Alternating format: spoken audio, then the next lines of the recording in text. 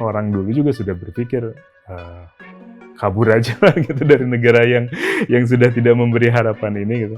Terus kemudian ya saya tuliskan itu, dan ternyata di tahun 2004, 2024, 2025 muncul lagi kan hashtag kabur aja dulu. Dunia penulis itu ibarat ring tinju yang bisa menyambut siapapun gitu. Tapi yang bisa bertahan di atas ring tinju untuk terus bertarung itu yang punya mentalitas. Halo teman-teman semua, senang sekali saya Tasya Felder bisa hadir ke hadapan Anda dan selamat datang di Diskursus Literasi powered by Bukuku. Episode ini masih menjadi bagian dari rangkaian Bulan Literasi, kolaborasi Bukuku dengan Out of the Books. Hari ini kita kedatangan seorang penulis yang namanya telah menjadi bagian dari Denyut Sastra Indonesia. Sejak Bandar melambungkan namanya hingga karya Waktu Helena dan Perjalanan Mustahil Samyam, karyanya terus membias di antara realitas dan imajinasi.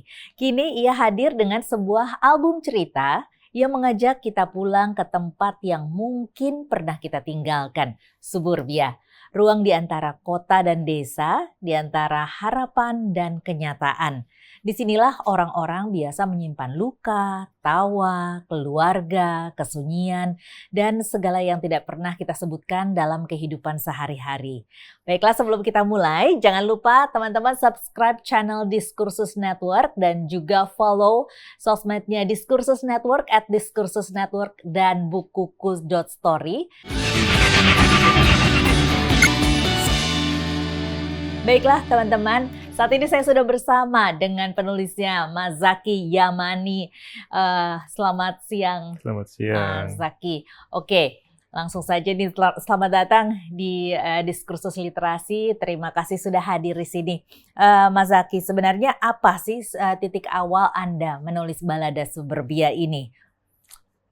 Titik awalnya karena saya pernah juga tinggal di wilayah pinggiran gitu ya, dan banyak cerita orang-orang biasa di sana yang sebenarnya punya nilai yang luar biasa, yang aneh-aneh, yang seringkali luput dari percakapan banyak orang gitu. Dan ruang itu ruang yang ramai sekali, ada kesedihan, ada kegembiraan, ada perayaan-perayaan, ada penderitaan gitu. Yang saya merasa ingin merekam itu semua dalam sebuah kumpulan cerita fiksi yang mungkin ini bisa jadi ingatan atau catatan buat generasi mendatang kalau satu hari wilayah itu sudah tidak ada lagi. Iya, ini menarik ya, karena sebenarnya kan kalau kita lihat banyak sekali orang justru tertariknya dengan kota-kota besar ya, bagaimana kehidupan yang super sibuk, super glamor, hiruk pikuk begitu ya. Nah, ini apa momen paling kuat yang membuat Mas Zaki itu ingin mengangkat cerita-cerita yang ada di suburbia ini? Sebetulnya kalau momentum khusus tidak ada, cuman percakapan sehari-hari itu seringkali kan hanya jadi gosip ya. Yang lewat begitu saja gitu.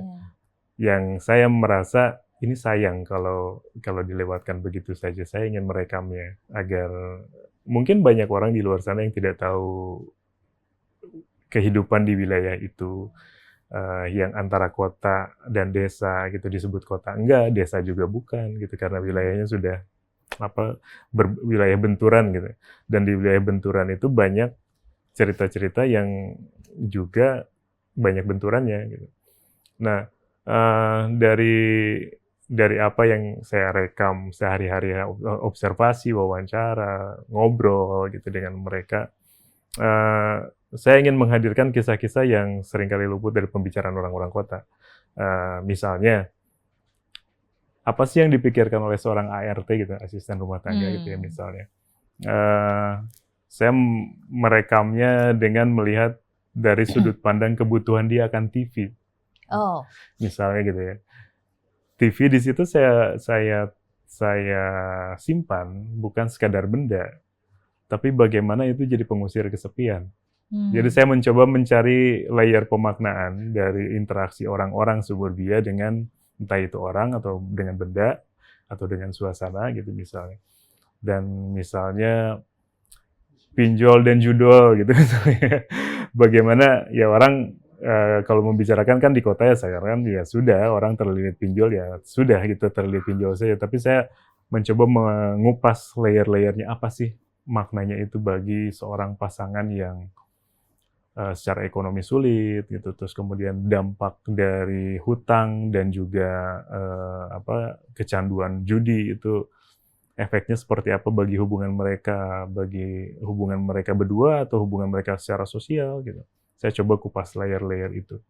Atau misalnya seorang anak pang yang sering kita lihat itu misalnya di jalan mengamen kah atau mereka yang bermain musik di komunitasnya gitu. Kita hanya melihat mereka kan sebagai ya orang yang berdandanan aneh gitu. Tapi saya coba kupas identitasnya gitu. Dari mana dia berasal, bagaimana cara dia berpikir, bagaimana dia mempersepsi kehidupan. Gitu. Itu yang saya pikir sangat jarang dibicarakan orang-orang dan saya ingin menghadirkan cerita dengan tawaran yang seperti itu.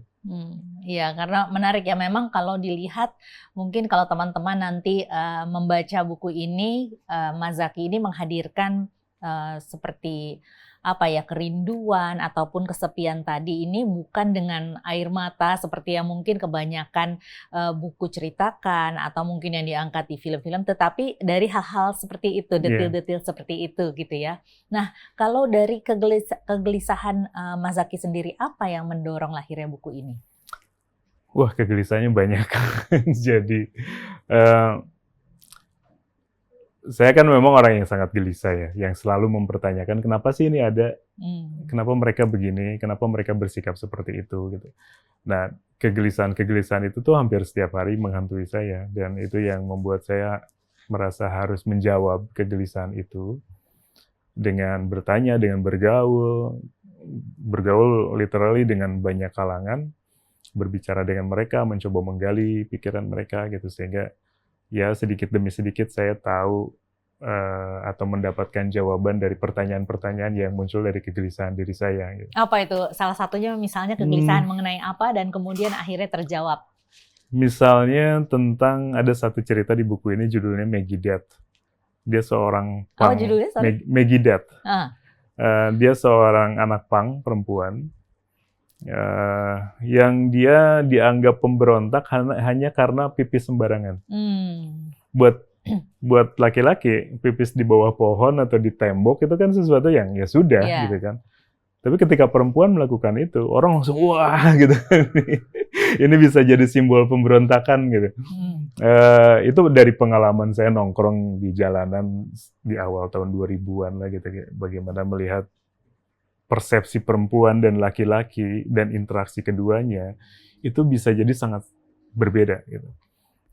Dan bagaimana pemberontakan itu diwujudkan. Maggie Death sendiri sebagai seorang tokoh di dalam cerita saya tidak sama sekali berniat jadi pemberontak. Dia hanya melakukan apa yang dia pikir boleh dilakukan. Karena dia melihat sehari-harinya seperti itu. Karena sehari-hari gitu seperti itu, dia dalam pergaulan seperti itu. Kalau laki-laki bisa, kenapa saya enggak? Gitu. Hanya sesederhana itu saja. Gitu. Tapi orang-orang kemudian menyimbolkan dia sebagai sosok pemberontak. Dan kemudian saya coba gali layer-layer makna dari kehidupan dia, gitu, dari cara berpikir dia, cara berinteraksi dia, gitu, sampai pada sebuah konklusi di akhir cerita. Bagaimana dia ingin mengakhiri hidupnya. Oke, nah ini teman-teman ini bukunya ya Balada Suburbia. Suburbia ini kalau Mas Zaky bisa menggambarkan dalam satu kata saja ini apa dan mengapa sih gitu Suburbia? Wilayah batas. Suburbia itu batas di wilayah yang oleh orang kota disebut pinggiran, oleh orang desa udah disebut kota. Jadi dia wilayah pertarungan pertarungan keras identitas di sana. Identitas entah itu identitas sebagai warga pedesaan yang beranjak menjadi warga urban gitu. Atau identitas warga urban yang masih dipandang terlalu desa. Jadi bagi Anda apakah Suburbia ini ruang fisik kah, ruang sosial atau ruang batin? Dua-duanya, ruang fisik dan ruang sosial. Dan interaksinya sangat khas di sana tuh, karena masih ada nilai-nilai cerita-cerita tradisional yang masih dibawa atau nilai-nilai yang konservatif yang masih dibawa gitu, berbenturan dengan nilai-nilai kota yang sangat ekspresif, yang sangat liberal gitu misalnya, dan itu menciptakan tegangan-tegangan yang memunculkan konflik sebetulnya. Anda ini kan pernah tinggal dan juga bekerja di Bandung begitu ya. Bagaimana pengalaman itu membentuk sensitivitas Anda terhadap dunia di pinggiran kota? Maksudnya kota Jakarta gitu ya. Yeah. Bandung itu kan kota yang sangat relatif kecil ya dibanding Jakarta, dan saya suka merasa saya tinggal di Bandung tuh kayak kemana-mana kenal, karena memang lingkungan pergaulannya itu saja gitu. Kemana-mana ketemu pasti ada kaitannya, entah itu teman, entah itu saudara, kerabat gitu. Dan itu wilayah yang sangat intens, yang banyak tergambar di buku saya, gitu. Intens dalam hal hubungan sosial ya, gitu. Di mana orang saling kenal, terus kemudian Bandung juga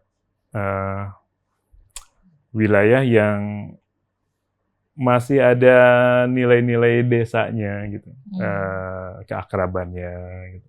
Ya even ininya ya, suasana lingkungannya kan udara yang masih segar, banyak tanaman gitu. Tapi dia sedang dalam proses bergeser kan. Iya. Karena secara politik dan secara ekonomi, entah itu pemerintahnya maupun rakyatnya menginginkan Bandung menjadi lebih urban gitu. Dan keinginan Bandung yang menjadi lebih urban itu banyak mengubah banyak hal.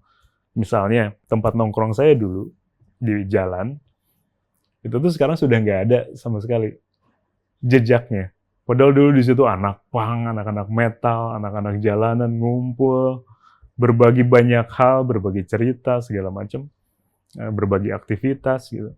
Sekarang udah jadi mall, udah jadi apa. Jadi kalau saya misalnya bercerita ke generasi anak saya, dulu papi nongkrong di jalan di mana? Udah nggak ada.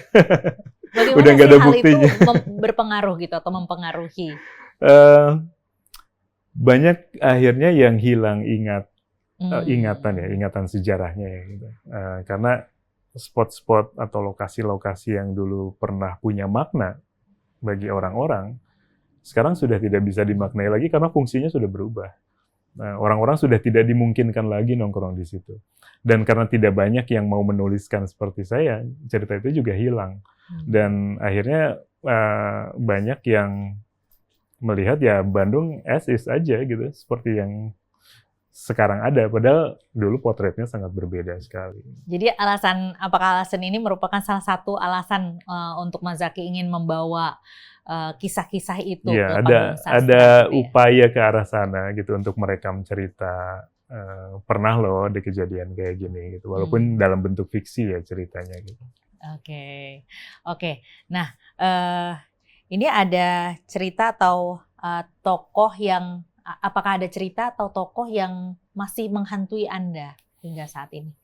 Sampai sekarang. Kalau disebut menghantui sih tidak, cuman selalu saya ingat ada itu. Tokoh-tokoh seperti misalnya di dalam cerita ini Johnny Mushroom, terus tokoh bernama Samad, tokoh bernama Maggie Death. Itu tuh di era saya masih nongkrong di jalan kayak sangat akrab tokoh-tokoh dengan karakter semacam itu ya. Ini ada semua di sini. Ada semua di situ. Johnny Mushroom kayak misalnya dia seorang punk skinhead gitu, yang jualan magic mushroom di jalan gitu, yang nggak mungkin sekarang ditemukan lagi hal-hal kayak gitu. Atau Maggie Death seperti yang saya ceritakan, perempuan yang dianggap pemberontak padahal dia sendiri merasa biasa-biasa saja. Atau Samad, seorang buruh yang frustrasi, dia menjadi aktivis buruh, tapi kemudian saat dia di PHK nggak ada yang ngebela gitu, dia akhirnya membuat semacam monolog di dalam cerita ini tentang bagaimana caranya mencari bangsa yang lain yang bisa menerima dia gitu. Itu kan kegelisahan-kegelisahan yang mungkin masih beresonate dengan kegelisahan orang zaman sekarang. Misalnya ketika ramai dulu hashtag kabur aja dulu gitu. Itu kan sangat Samad sekali di dalam ceritanya. Padahal cerita Samad ini saya tulis lebih dari 14 tahun lalu.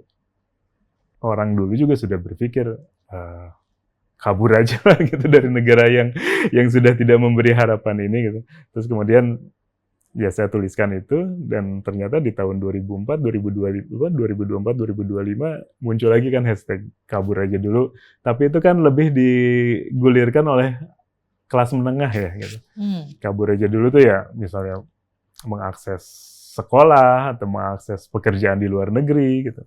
Tapi kalau orang untuk kelas bawah seperti Samad, untuk berpikir kabur aja dulu ke luar negeri itu kayak itu PR yang sangat besar karena dia tidak punya akses pendidikan, tidak punya skill gitu, bahkan bahasanya pun dia tidak bisa. Itu jadi pertarungan batin yang luar biasa gitu di diri dia untuk bisa lepas dari segala ikatan kemiskinan. Nah, di buku ini bagaimana Anda menuangkan hal tersebut ya? Apakah mungkin kemudian diberikan suatu konteks untuk solusi kah,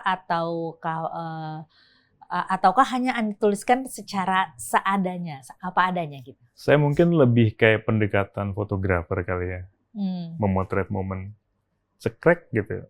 Udah momen itu aja yang sangat spesifik tanpa ada resolusi atau usulan solusi dari cerita-ceritanya gitu. Dan itu memang makanya album cerita namanya, yaitu seperti album foto sebetulnya. Kalau kita lihat tuh kayak kita melihat kenangan-kenangan yang udah lewat aja gitu. Ya mungkin kenangan itu masih beresonansi dengan kenyataan saat ini, mungkin juga sudah enggak gitu. Tapi setidaknya orang bisa melihat kenangan-kenangan itu.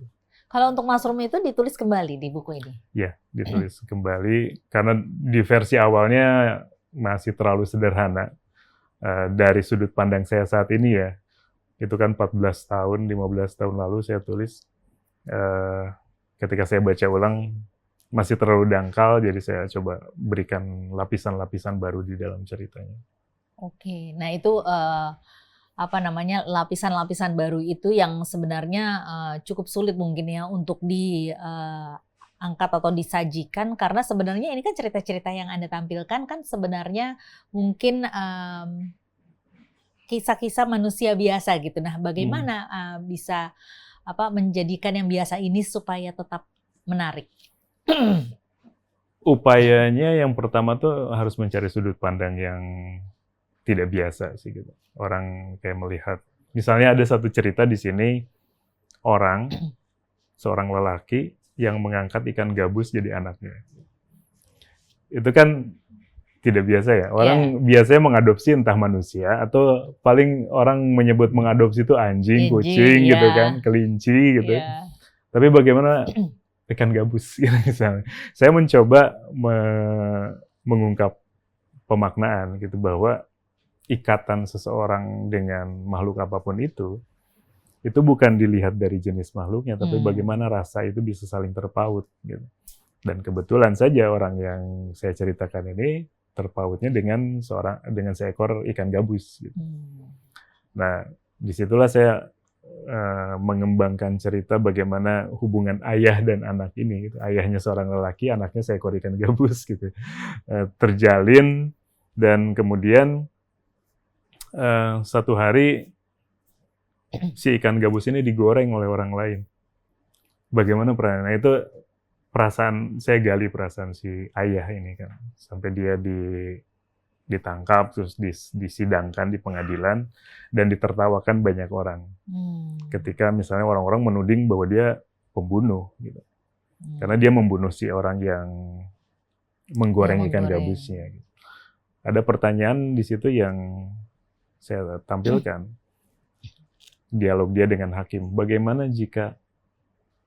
respon Bapak jika anak Bapak digoreng orang dan dimakan? Jadi dia mencoba mencari pembenaran bahwa respon kekerasan dia dengan membunuh si pembunuh anaknya adalah respon yang sangat manusiawi. Itu saya mengajak pembaca untuk melihat hubungan keterikatan yang berdasarkan kasih sayang itu bisa dengan apapun gitu, tidak hanya dengan manusia gitu. Bahkan hubungan dengan seekor ikan pun harus dihargai maknanya gitu oleh orang lain gitu. Dan saya pikir banyak pembaca yang cukup terkesan dengan cerita itu karena itu tadi mungkin karena sudut pandangnya yang berbeda. Terus bagaimana saya mencoba mengupas layer-layer pemaknaan dalam hubungan antar makhluk. Jadi sebenarnya kisahnya ini unik dan tidak biasa, walaupun mungkin secara manusia gitu ya, kita biasa gitu ya, terlihatnya seperti orang biasa, tetapi kisahnya tidak biasa, tapi kemudian dituangkan atau diangkat dengan cara yang supaya kita atau pembacanya relate begitu ya. Relate dan Karena mempertanyakan pada diri sendiri, iya ya gitu. Apakah saya akan sesayang itu dengan entah itu kucing, anjing, ikan gitu. Dan apakah dengan kata mengadopsi, itu kita betul-betul mengadopsi makhluk itu sebagai bagian dari kehidupan kita yang sesungguhnya. Atau itu hanya sebatas piaraan saja gitu, sebagai hiburan. Nah, saya menunjukkan hubungan si laki-laki ini dengan ikan gabusnya itu betul-betul seperti ayah dan anak. Ada dialog, dia bicara dengan ikan gabusnya, gitu. Bahkan dia upayakan untuk masuk ke dalam kartu keluarga dia, gitu. oh ya. Oke. Nah, kalau dari semua kisah-kisah ini, mana yang paling mencerminkan diri Anda sendiri? Diri saya sendiri. Iya. Samad Mencari Bangsa kayaknya. Itu tokoh Samad yang tadi seorang buruh yang ingin kabur dari negara itu? ini. Karena saya merasa itu potret kegelisahan saya sih. Ya kadang-kadang kita marah kan dengan situasi negara ini. Kadang-kadang kita merasa tidak punya kesempatan yang cukup untuk bertahan hidup di sini gitu, sampai memikirkan mungkin ada bangsa lain di luar sana yang mau menerima saya sebagai manusia seutuhnya dengan kemampuan yang saya punya, dengan kemanusiaan yang saya punya. Tapi pertanyaannya pasti akan balik lagi. Memang ada bangsa yang seperti itu. Karena kalau saya pernah beberapa kali ke luar negeri dan pernah mengalami juga diperlakukan secara rasis gitu. Dan itu ada semacam pesimisme juga kan akhirnya. Iya, kalau lari ke luar negeri juga kita tetap akan dianggap orang lain. Kita tidak akan dianggap sebagai manusia ya yang bersaudara gitu. Jadi itu kayak saya mengungkapkan pergumulan batin saya melalui cerita Samad Mencari Bangsa itu. Oke. Nah, apa kesalahan terbesar tentang kehidupan suburban ini menurut Anda? Sebenarnya bukan masalah salah dan benar sih ya. Cuman itu lebih banyak di masalah ini pemaksaan pembangunan atau pemaksaan urbanisasi yang tidak mempertimbangkan konteks budaya, konteks sosial orang-orang gitu, yang kita melihat pembangunan tuh harus modern dalam artian secara fisik gitu. Ada bangunan, ada infrastruktur beton, ada jaringan komunikasi gitu. Tapi kita melupakan kemajuan berpikir. Seringkali orang-orang tidak siap dengan itu. Setelah infrastruktur ada terus apa gitu. Karena tanpa kemajuan berpikir orang tidak akan bisa beradaptasi dengan kemajuan fisik. Ya, tetapi memang itu tidak bisa dinafikan karena memang itu adalah tuntutan zaman gitu ya. Tuntutan mungkin zaman. Tuntutan zaman menghendaki modernitas yang seperti itu, tapi apakah kita sebagai bangsa mempersiapkan diri juga untuk bersiap secara pikiran? Bagaimana kita beradaptasi dengan itu? Atau barangkali memang satu wilayah tidak dipersiapkan atau tidak diperuntukkan untuk mendapatkan fasilitas atau infrastruktur yang keras seperti itu gitu ya. Mungkin sebaiknya sebagian wilayah memang harus tetap menjadi sawah dan hutan dengan sungai yang bersih gitu, karena penduduknya sudah bahagia dengan itu. Yang dibutuhkan penduduknya kecerdasan, pengetahuan baru gitu, tanpa membutuhkan infrastruktur yang merusak gitu. Tapi kan seringkali negara dan sebagian masyarakat berpikir bahwa itu adalah kemajuan. Pembangunan fisik itu adalah kemajuan, padahal dari yang saya lihat dan yang saya alami itu tidak selalu seperti itu. Artinya ada yang luput diperhatikan oleh negara, dan ini yang mau Anda angkat supaya mungkin membuka ya. Jadi modernitas seringkali dipaksakan, mungkin kalau itu bisa disebut salah. Seringkali dipaksakan kepada sekelompok masyarakat untuk berpikir dengan cara berpikir yang sama dengan si pemaksa. Sementara orang yang tinggal di wilayah situnya tidak pernah diajak bicara tentang apa yang akan kita lakukan bersama-sama dengan pembangunan ini. Kalau dalam 10 sampai 15 tahun terakhir ini bagaimana Anda melihat perubahan dari gaya hidup kelas menengah suburban di Indonesia? pergeserannya banyak sekali ya. Ya pergeseran itu ditopang dengan kemajuan teknologi informasi, gitu, infrastruktur. Tapi ya banyak yang diabaikan dalam hal nilai-nilai nilai-nilai kemanusiaan gitu. Banyak yang seringkali melupakan itu. Misalnya dalam interaksi sosial kita sudah terlalu terbiasa menggunakan gadget misalnya. Sehingga kita lupa untuk melakukan percakapan langsung seperti ini. Kalau kita lihat ke coffee shop gitu kan. Orang-orang kan sibuk sendiri sibuk menunduk. Ya, betul. Dulu saya masih ngalamin ya kalau nongkrong ngobrol, bercerita apapun gitu. Bahkan dengan orang yang baru dikenal ya ngobrol aja gitu. Dan entah saya yang masih terlalu kolot gitu ya. Saya merasa itu lebih bermakna dalam kehidupan dibanding kita bicara melalui medium gadget. Ya, jangankan dengan orang yang baru dikenal, dengan keluarga saja kita di dalam satu ruangan ataupun di meja aja kita sibuk sendiri gitu betul. Ya. Jadi kita seringkali ikut hadir secara fisik tapi tidak presence secara secara spiritual gitu, tidak ada koneksi gitu. Iya. Nah, kalau dalam kehidupan masyarakat kelas menengah di suburban ini, apakah juga seperti itu atau mungkin ada sesuatu yang lebih unik dari kehidupan mereka? Misalnya dalam cerita Antara Mur dan Baut, itu saya cerita tentang sepasang suami istri yang terlilit pinjol dan judi online. Dulu berjudi itu kan harus mencari tempat judi ilegal ya. Ada upaya gitu. Sekarang kan betul-betul di dalam kamar itu bisa dilakukan. Iya. Jadi penetrasi pihak yang dulu kita anggap jauh di luar rumah, sekarang tuh 24 jam dia bisa berada di dalam ruang yang paling privat gitu, kamar tidur, kamar mandi, apapun itulah gitu. Dan kita bisa mengakses itu gitu, dengan mudah. Dan itu menyebabkan banyak perubahan dari pola komunikasi dan interaksi antar manusia, dan juga membuat orang jadi tanpa batas lagi gitu, melakukan banyak hal yang negatif gitu ya. Dan itu saya kaitkan juga dengan fenomena open BO gitu kan, booking online untuk aktivitas prostitusi gitu ya.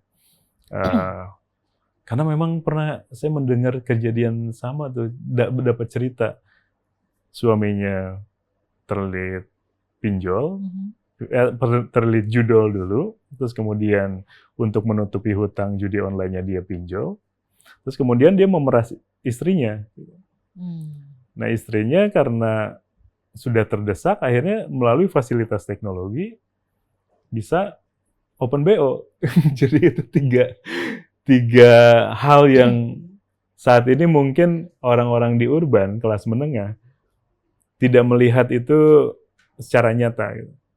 Tapi di wilayah suburban itu tuh banyak yang terjadi seperti itu, dan itu membuat miris ya kalau buat saya ya. Jadi menurut Anda kelas menengah ataupun masyarakat yang tinggal di suburban ini lebih rentankah atau sebenarnya sama saja dengan yang di kota-kota? Lebih rentan dalam artian gini, kalau di wilayah urban orang itu walaupun dalam beragam aspeknya lebih individualistik gitu, tapi mereka lebih banyak pilihan sebetulnya dalam kehidupan. Di wilayah suburban itu tidak terlalu banyak pilihan. Itu yang membuat mereka jadi lebih rentan. Pilihannya mau bekerja di kebun udah susah, kebunnya semakin sempit dan tidak mungkin mencukupi untuk kehidupan. Bekerja di pabrik juga, ya gajinya juga tidak mencukupi, sehingga mereka lebih rentan untuk mencari peruntungan dengan cara-cara yang mereka anggap lebih mudah. Gitu. Dan juga mungkin melarikan diri ya dari melarikan tuntutan diri. Ya. Di wilayah urban juga banyak yang terjadi seperti itu, tapi mereka juga adalah dari kelompok suburban, orang-orang yang melakukan urbanisasi kan. bukan orang yang memang sudah punya akses baik gitu di kota. Akhirnya mereka masuk di wilayah-wilayah slum gitu. Tapi kalau kita runut, ya mereka ini sebenarnya orang-orang dari wilayah pinggiran yang masuk ke wilayah kota, tapi dengan membawa identitas suburbannya itu. Gitu. Ya memang tidak bisa disebutkan bahwa wilayah urban lebih aman dan nyaman, dan wilayah suburban lebih tidak aman dan tidak nyaman. Tidak bisa seperti itu juga, karena ini sudah saling infiltrasi kan. Itu wilayah suburban masuk ke urban, wilayah urbannya juga semakin mendesak ke wilayah suburban gitu.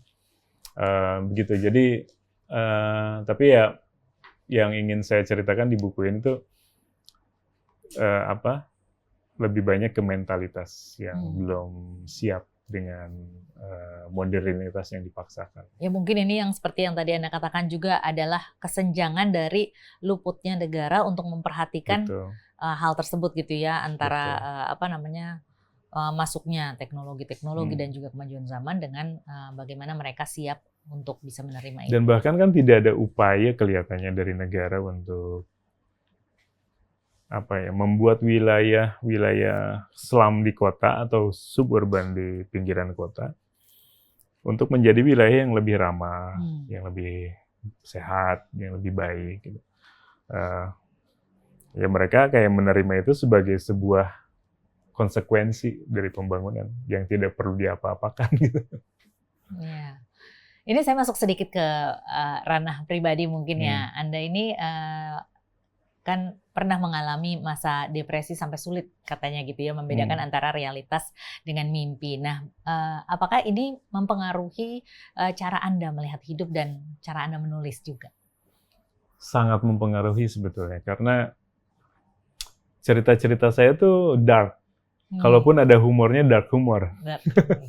Terus mungkin itu ada akibat dari situasi depresi klinis saya, gitu. Melihat sesuatu itu selalu dari sudut pandang yang gelapnya dulu. Gitu. Tapi saya juga ada makna gitu dalam cerita-cerita saya. Dengan menyajikan cerita yang gelap, orang bisa menyadari sesuatu yang seharusnya terang. Gitu. Itu yang ingin saya tawarkan sih dari semua karya saya gitu, bahwa kegelapan yang saya ceritakan itu bukan kegelapan yang absolut dan tidak bisa ditembus cahaya. Bisa ada cahaya gitu. Dan cahaya itu saya serahkan kepada pembacanya. Bagaimana kalian akan menerangi situasi yang gelap ini. Gitu. Baik. Kalau sebagai mantan wartawan, bagaimana pengalaman jurnalistik ini? Karena menulis buku itu kan harus perlu disiplin, riset, detail, terus teliti. Nah ini bagaimana pengalaman Anda sebagai mantan wartawan mempengaruhi hal ini? Sangat besar juga. Pertama dalam keluasan bergaul.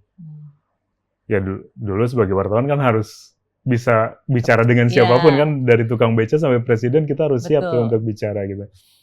Ya dengan ya saya sekitar 15 tahun jadi wartawan, jadi saya pikir saya cukup luas untuk bisa masuk ke berbagai kalangan dan menyerap banyak cerita. Terus kemudian juga dari dunia jurnalistik itu kan saya belajar observasi yang mendalam kan. Bahwa bicara ketika mengobrol itu mengobrol secara aktif, bukan hanya mendengarkan tapi juga mengobservasi gestur gitu, raut wajah, ekspresi gitu, dan juga lingkungan yang melingkupi tempat saya berdiri gitu. Itu juga saya dapatkan dari disiplin jurnalistik. Terus kemudian menulis. Menulis itu,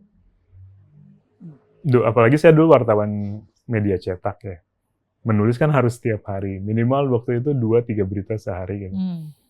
Ya itu akhirnya jadi sebuah kebutuhan. Jadi kebiasaan saya harus menulis.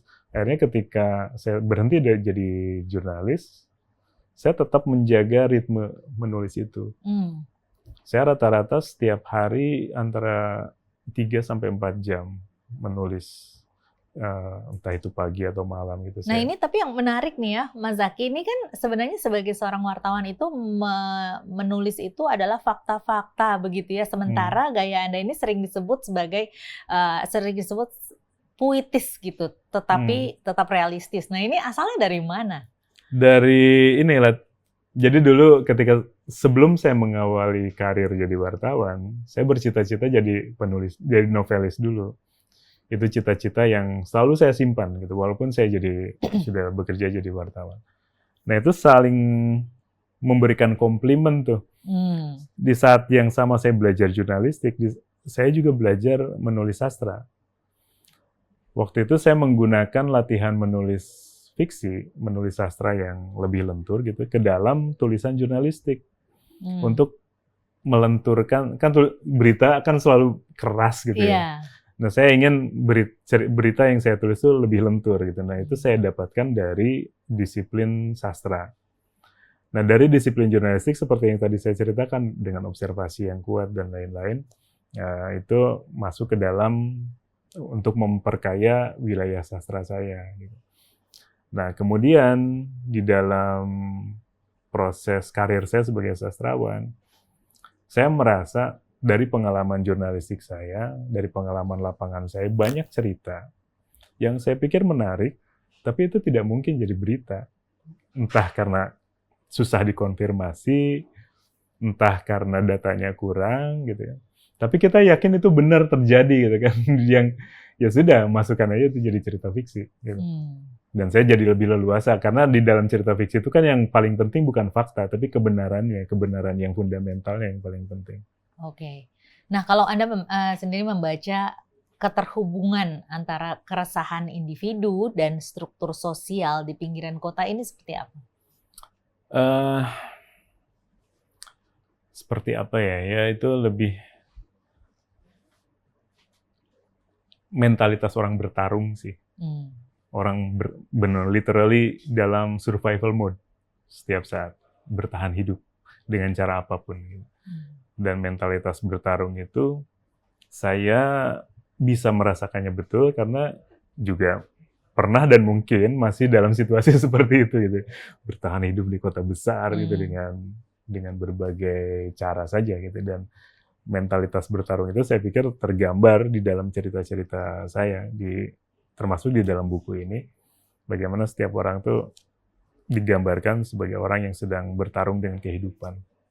Nah, kalau Balada Suburbia ini difilmkan gitu ya, Anda membayangkan gaya visual atau atmosfernya seperti apa? Ini ada 10 cerita yang nuansanya beda-beda nih. Tapi kalau misalnya diseragamkan, mungkin kayak urban noir gitu, agak gelap. Warna-warnanya antara hitam, putih, kelabu, sepia gitu. Lebih kayak gitu sih, kelihatannya ya. Oke, nah ini Anda kan sudah menulis dari realisme sampai fantasi tropis. Apa ruang kreatif berikutnya yang ingin Anda jelajahi? Aduh, masih banyak. Saya sedang menulis satu novel tentang mafia, tentang penjahat di wilayah urban, gitu. Keluarga penjahat. Itu sebetulnya kelanjutan dari novel pertama saya, Bandar. Jadi kalau novel Bandar itu memotret dunia kriminal, tapi dengan sudut pandang yang lebih antropologis, gitu. Melihat sejarahnya, lebih etnografis, gitu. Nah untuk buku sequelnya ini, saya kayak lebih membedah mentalitas penjahatnya gitu di alih-alih sejarahnya gitu. Ini kisah nyata atau? Enggak, itu fantasi, tapi ya yang kalau misalnya dibaca pasti kayaknya mirip dengan cerita nyata nih. Ada dari pengalaman nyatanya, ada pengalaman dari situ. Familiar juga ini ya kisahnya. Baiklah, oke, ini terakhir mungkin ya, apa pesan Anda untuk penulis muda gitu ya yang ingin menulis hal kecil tapi penuh makna seperti yang tulisan Anda ini? Mungkin saya akan mengutip sedikit nasihat dari Murakami ya. Dia bilang kurang lebih, dunia penulis itu ibarat ring tinju yang bisa menyambut siapapun. Gitu. Tapi yang bisa bertahan di atas ring tinju untuk terus bertarung itu yang punya mentalitas. Kurang lebih kayak gitu ya. Nah saya lihat banyak penulis muda datang dan pergi ke dunia penulisan, tapi jarang sekali yang saya lihat konsistensinya. Dan konsistensi itu menurut saya penting kalau kita ingin menyumbangkan sesuatu ya ke dalam dunia sastra kita, entah itu pemikiran, sudut pandang, filosofi atau apapun itu hanya bisa dibangun dengan jangka panjang, dan artinya kita harus punya nafas orang maraton, bukan nafas orang sprint. Yeah. Gitu ya. Jadi kalau misalnya ada teman-teman yang penulis muda yang ingin terjun ke dunia kepenulisan, hadapilah pertarungannya dalam jangka panjang, dengan nafas yang panjang. Oke, jadi harus punya nafas ini ya, orang maraton gitu Iya. ya. Ini mungkin Mas Zaki bisa kasih juga dong itu apa ya, mungkin kalimat ajakan gitu ya untuk baik penonton kita pada saat ini ataupun juga penulis-penulis muda untuk bisa membaca Balada Suburbia ini. Buku ini disebut penting-penting amat enggak, tapi ceritanya rame. jadi setidak-tidaknya teman-teman pembaca bisa mendapatkan keasikan membaca. Dan kalau dibaca 2 kali akan mendapatkan makna yang lebih dalam, dibaca 3 kali akan menemukan layer yang baru lagi. Jadi benar-benar kayak bawang gitu ya, harus dikupas satu persatu, tapi kemudian akan menemukan lagi lapisan-lapisan yang lebih dalam lagi. Oke, baiklah kalau begitu. Nah, teman-teman, di Balada Suburbia ini Mas Zaki Yamani menulis cerita-cerita kecil yang justru memantulkan pertanyaan besar, apa sih artinya tumbuh di pinggir? Apa makna rumah dan apa yang kita cari saat melihat hidup orang lain. Dari cerita-cerita kecil di pinggir kota, kita belajar bahwa kehidupan tidak pernah benar-benar biasa. Di setiap rutinitas ada kesepian, di setiap jeda ada tanya, dan di setiap pertemuan ada lapisan kemanusiaan yang sering tersembunyi. Terima kasih telah menyimak diskursus literasi. Ingat, membaca adalah pintu masuk, tetapi memahami diri dan sekitar adalah perjalanan panjang yang harus kita rawat bersama. Kita jumpa lagi di sesi berikutnya. Terima kasih Mas Zaki, terima kasih sudah hadir.